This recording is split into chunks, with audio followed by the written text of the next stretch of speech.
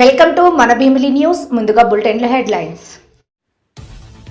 ఎన్నికల్లో ఓటు వేయడం మన బాధ్యత అని సీఎం చంద్రబాబు అన్నారు. చంద్రబాబు అరెస్ట్ తర్వాత నా ఆలోచన మారింది, శివుడిపై భక్తి పెరిగింది. నారా లోకేష్. అప్పికొండ శివరాత్రి మహోత్సవ సందర్భంగా శివుని పూజిస్తూ శివనామంతో రాత్రి జాగారాలు చేస్తూ ఉదయాన్నే సముద్ర స్నానం ఆచరిస్తున్న భక్తులు. ఉపాధ్యాయ ఎమ్మెల్సీ ఎన్నికల పోలింగ్ సరళిని పరిశీలించిన భీమిలి ఎమ్మెల్యే గంటా. శ్రీకాకుళం జిల్లాలో జరుగుతున్న ఉత్తరాంధ్ర ఉపాధ్యాయ ఎమ్మెల్సీ పోలింగ్ కేంద్రాల వద్ద అంశాలపై సిపి. శ్రీకాకుళం జిల్లాలో కట్టుకున్న భర్తను కడతెర్చిన భార్య. వైఎస్ఆర్సీపీ ప్రధాన ప్రతిపక్షం అడగడంపై వక్ర భాష్యాలు మాట్లాడుతున్నారు కమిటీ నేతలు. చంద్రంపాలెం జిల్లా పరిషత్ ఉన్నత పాఠశాలలో ఓటు హక్కును వినియోగించుకున్న పలువురు ఉపాధ్యాయులు. విశాఖ ఆంధ్ర యూనివర్సిటీ హైస్కూల్లో ఏర్పాటు చేసిన పోలింగ్ కేంద్రాలను పరిశీలించిన విశాఖ కలెక్టర్. ఎన్నికల్లో ఓటు వేయడం మన బాధ్యతని సీఎం చంద్రబాబు అన్నారు. ఉమ్మడి కృష్ణా, గుంటూరు పట్టభద్రుల స్థానానికి నేడు ఎన్నికలు జరుగుతున్న విషయం తెలిసిందే. ఈ నేపథ్యంలో ఉండవల్లిలోని మండల పరిషత్ ప్రాథమికోన్నత పాఠశాలలోని పోలింగ్ కేంద్రం వద్దకు చంద్రబాబు, లోకేష్ చేరుకొని ఓటు వేశారు. అది కూడా టీచర్స్ కాన్స్టిట్యున్సీకి వీళ్ళందరూ కూడా చదువుకున్న ఓటర్లు. నేను అందరికీ ఒకటే విజ్ఞప్తి చేస్తున్నా, ఓటు వేయడం అనేది మన బాధ్యత. ప్రతి ఒక్కరూ కూడా మీ ఓటు హక్కుని ఉపయోగించుకునే బాధ్యత నెరవేర్చాల్సిన అవసరం ఉంది. భారతదేశం ఒక పెద్ద ప్రజాస్వామ్యం. ఈ ప్రజాస్వామ్య దేశంలో ఓటు అనేది ఒక పెద్ద ఆయుధం. మీ అభిప్రాయాలు మీరు చెప్పడానికి కానీ, అదేవిధంగా భారతదేశంలో ప్రజాస్వామ్యాన్ని చైతన్యంగా పెట్టడానికి ఈ ఓటు అనేది ఒక హక్కు కింద తీసుకొని అందరూ కూడా ఒక బాధ్యత కూడా. ఆ విషయం కూడా మనం గుర్తుపెట్టుకోవాల్సిన అవసరం ఉంది. ఎప్పుడైతే ఓటేస్తామో అప్పుడు మనందరం కూడా ఒక చైతన్యవంతమైన ప్రజాస్వామ్యానికి నాంది పలుకుతాం. అది ప్రోగ్రెస్కి కానీ, వెల్ఫేర్కి కానీ, భారతదేశ ప్రతిష్టకు కానీ పనిచేస్తుంది. ఈ ఓటు హక్కు అనేది ప్రతి ఒక్కరూ ఉపయోగించుకోవాల్సిందిగా ప్రతి ఒక్కరికి విజ్ఞప్తి చేస్తుంది. చంద్రబాబు అరెస్ట్ తర్వాత నా ఆలోచన మారింది, శివుడిపై భక్తి పెరిగింది. రాముడిలానే కాదు, అప్పుడప్పుడు శివుడిలా మారాలి. శివుని తలుచుకున్న, ఆయన విగ్రహాన్ని చూసిన నాకు ధైర్యం వస్తుంది. నా యువగలం పాదయాత్రలో 226 రోజులు 3132 కిలోమీటర్లు నన్ను శివుడే నడిపించాడు అని మంత్రి నారా లోకేష్ అన్నారు. మహాభక్తి ఛానల్ని ప్రారంభించడం చాలా చాలా సంతోషం. ఈ కార్యక్రమానికి ప్రత్యర్థిగా వచ్చిన నిరంజని పీతాధీశ్వర స్వామీజీ శ్రీ శ్రీ శ్రీ మహా మండలేశ్వర కైలాస నందగిరి మహారాజ్కి నా హృదయపూర్వక నమస్కారాలు. ఆయన్ని నేను ఈరోజు ఇట్లా కలుస్తాం, ఆయన ఆశీర్వాదం తీసుకుంటాం, నాకు చాలా చాలా అదృష్టం. బాబు గారు అరెస్ట్ చేసిన తర్వాత నా ఆలోచన విధానం మారింది. శివుడిపై భక్తి చాలా చాలా పెరిగింది. రాముడులాగానే కాదు, కొన్నిసార్లు శివుడిలాగా ఉండాలని బలంగా నాలో నమ్మకం పెరిగింది. నేను రోజు సమావేశాలు పెట్టుకునే రూములో శివుడిని పెట్టుకున్నాను. ఆ విగ్రహానికి రోజు నేను పూజించి కార్యక్రమాలు ప్రారంభిస్తా. ఆయన్ని తలుచుకున్నా, ఆయన విగ్రహాన్ని చూసినా ఎక్కడ లేని బలం నాకు వస్తుంది. నేను యువగలం పాదయాత్ర ప్రారంభించినప్పుడు చాలామంది అన్నారు, పాదయాత్ర ఈయన చేయగలుగుతారా కానీ నేను శివుడి భక్తుడిని కదా. 226 రోజులు 3132 కిలోమీటర్లు స్వయంగా శివుడేనని నడిపించారు. సత్యం, శివం, సుందరం, సంతోషాన్ని పంచేవాడు మన శివుడు. మానవత్వం, శివతత్వం. ఆయన విషాన్ని మింగి అందరికీ అమృతం పంచారు. ధ్యానం, మౌనం, ధ్యానం తప్ప ఇతర అలంకారాలు ఉండవు మన శివుడికి. భక్తి తప్ప మరి ఇతర కానుకలు కోరరు మన శివుడు. కోరిన కోరికలు తీర్చే బోలా శంకరుడు మన శివుడు. మన శివుడు అర్ధనారీశ్వరుడు. మహిళలు గౌరవించాలి, మహిళల గొప్పతనం నేర్పించింది మన శివుడు.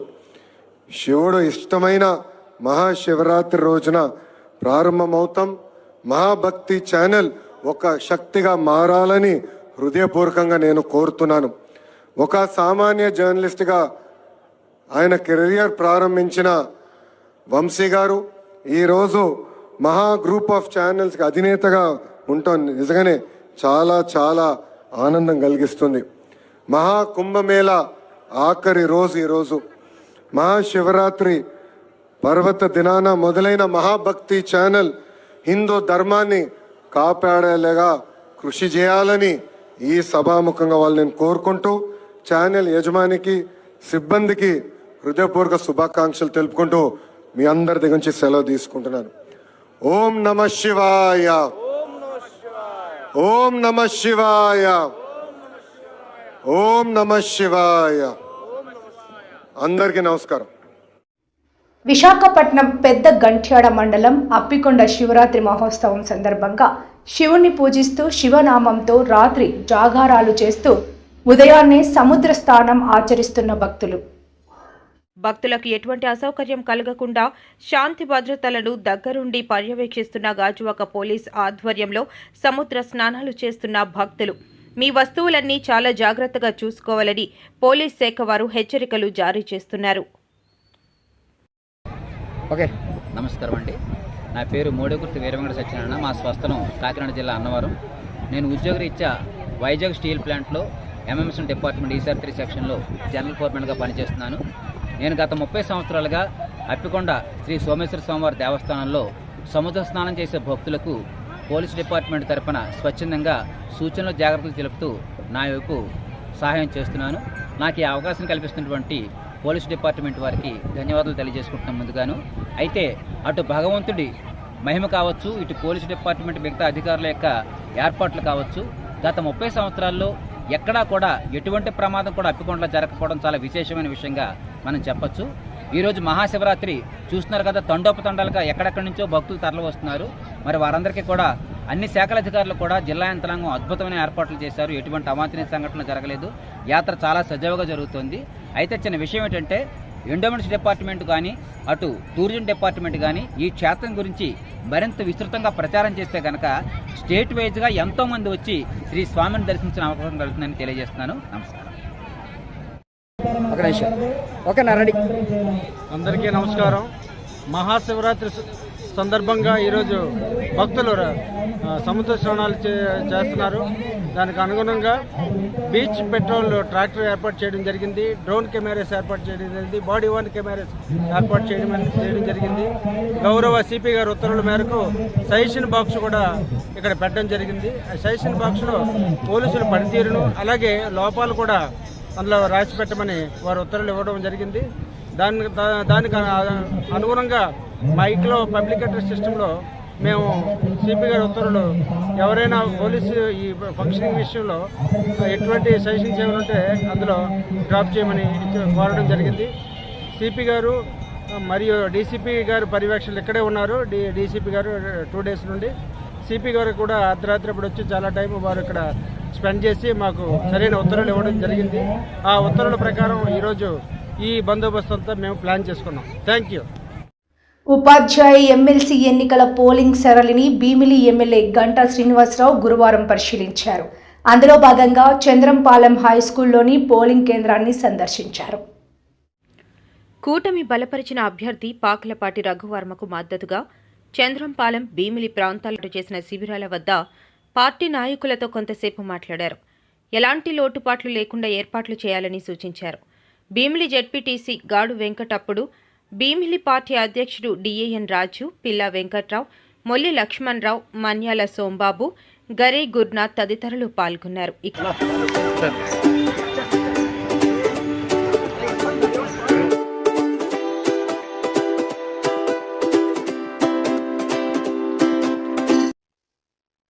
అనకాపల్లి జిల్లా అనకాపల్లి కసింకోట మునగ్గపాక పోలింగ్ బూతుల్లో ఉత్తరాంధ్ర టీచర్స్ ఎమ్మెల్సీ ఓటింగ్ ప్రక్రియ ప్రశాంతంగా జరుగుతోంది.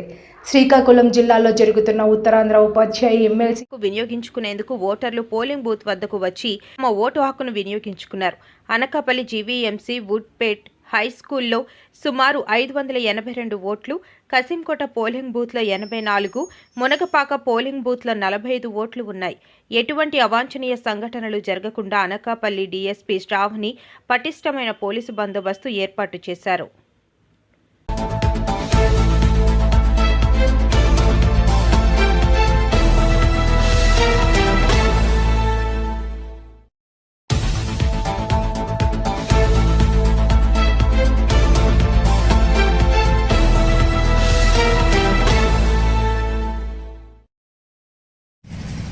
శుభోదయాన్ని అందరికీ.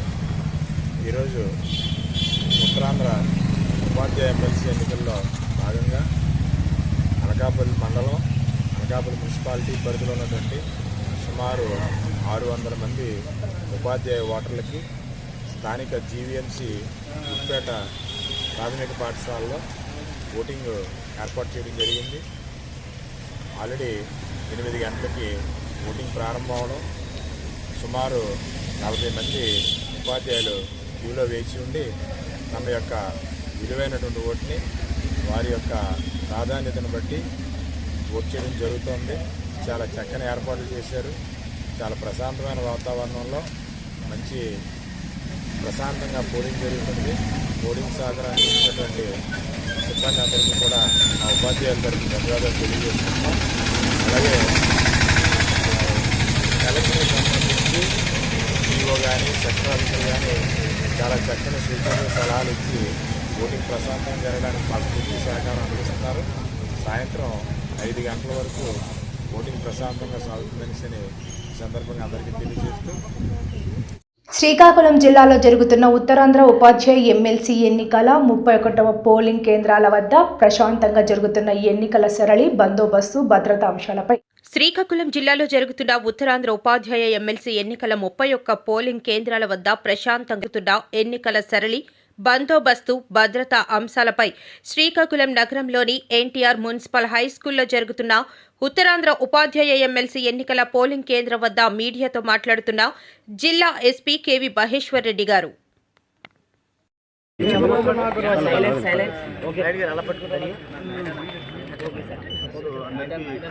అందరికీ నమస్కారం అండి. ఈరోజు శ్రీకాకుళం జిల్లాకు సంబంధించి ఈ ఎమ్మెల్సీ ఎలక్షన్ అయితే ఉందో దానికి సంబంధించి ఈరోజు మార్నింగ్ 8 o'clock పోలింగ్ స్టార్ట్ అయింది. ఇప్పటివరకు 10 o'clock వరకు 24%, 23%, 11 o'clock మనకు 30+. సో ఓవరాల్గా అన్ని 30 లొకేషన్స్లో 31 పోలింగ్ స్టేషన్స్లో కూడా పీస్ఫుల్గా జరుగుతుంది. సో దీనికి సంబంధించి మనం ఓవరాల్గా అరౌండ్ 300 పోలీస్ తోటి ప్రాపర్ సెక్యూరిటీ అరేంజ్ చేయడం జరిగింది.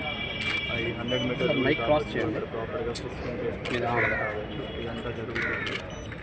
దీంతో పాటుగా ఎవరెవరైతే మనకు ఓటు వేసిన వాళ్ళు ఉంటారో సో అందరూ వచ్చి దయచేసి ఓటుని వినియోగించుకోవాలి.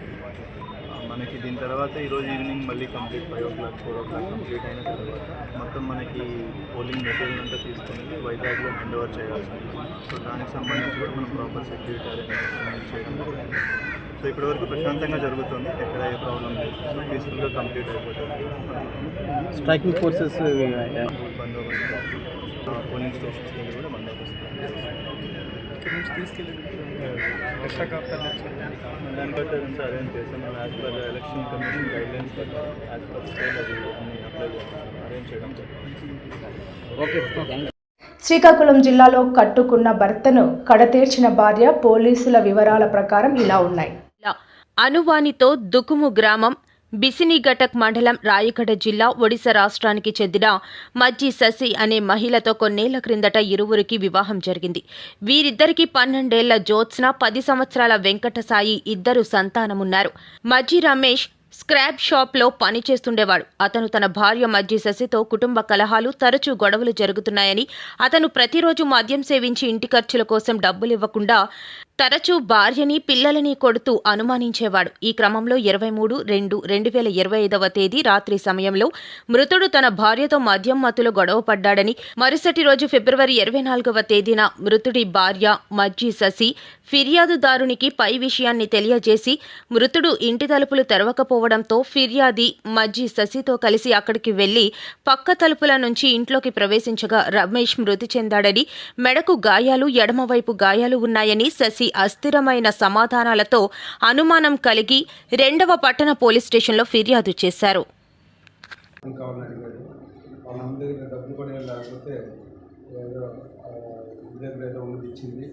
తర్వాత బియ్యం ఏదో తెచ్చుకుని ఇంటికి వచ్చి భార్యకి అప్పుడే పిల్లల్ని స్కూల్ తయారు చేసి పంపిస్తుంటే ఈ తాగిన మధ్యలో పిల్లల్ని కొట్టారు. ఆమె అడిగింది, ఎందుకు పిల్లల్ని కొడుతున్నా, చదువుకున్న పిల్లలు చదువుతున్నారు. దాంతో కోపం వచ్చి ఆమెను కూడా గట్టిగా కొట్టడం జరిగింది.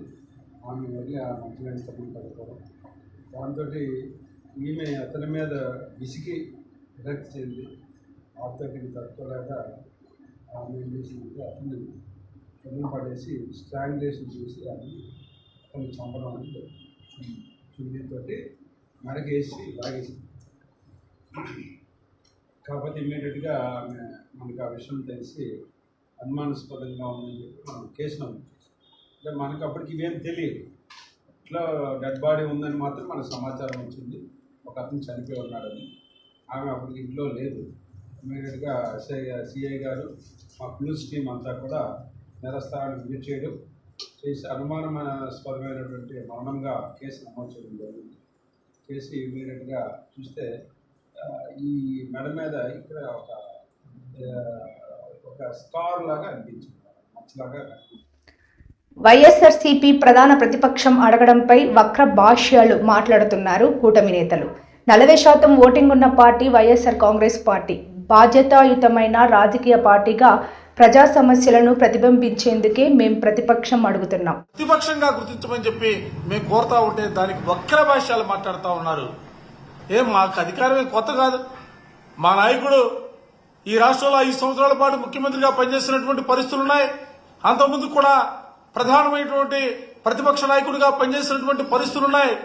మేము అధికారం కోసం ఆరాటపట్ల మీరిచ్చే జీతభత్యాలో లేకపోతే మీరిచ్చే కారులో హోదానో అట్టి కోరుకోవటంలా.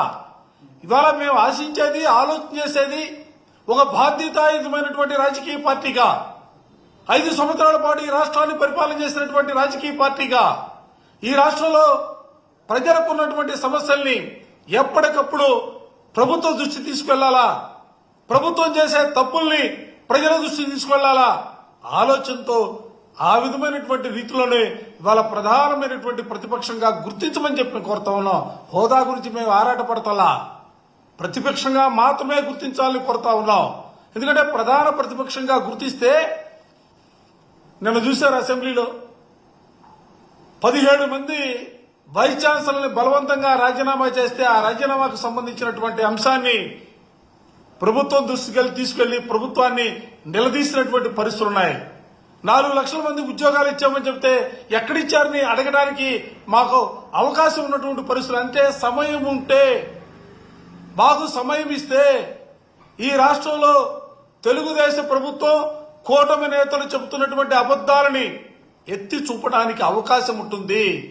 దానికోసమే వైఎస్ఆర్ కాంగ్రెస్ పార్టీ, మా ప్రీతమ నాయకులు జగన్మోహన్ రెడ్డి గారు ప్రధాన ప్రతిపక్షంగా గుర్తించమని కోరుతున్నారే తప్ప ఏదో హోదాకు సంబంధించి కాదన్న అంశాన్ని కూడా రాష్ట్ర ప్రజానికం గమనించాలని చెప్పి నేను ఈ సందర్భంగా విజ్ఞప్తి చేస్తా ఉన్నా. పదే చెబుతా ఉంటారు 10% సీట్లు రావాలి, 10% సీట్లు రావాలి. ఏం చెబుతోంది చట్టం? 1977 1977 పార్లమెంట్ యాక్ట్ చెబుతా ఉంది. సంఖ్యతో సంబంధం లేదు.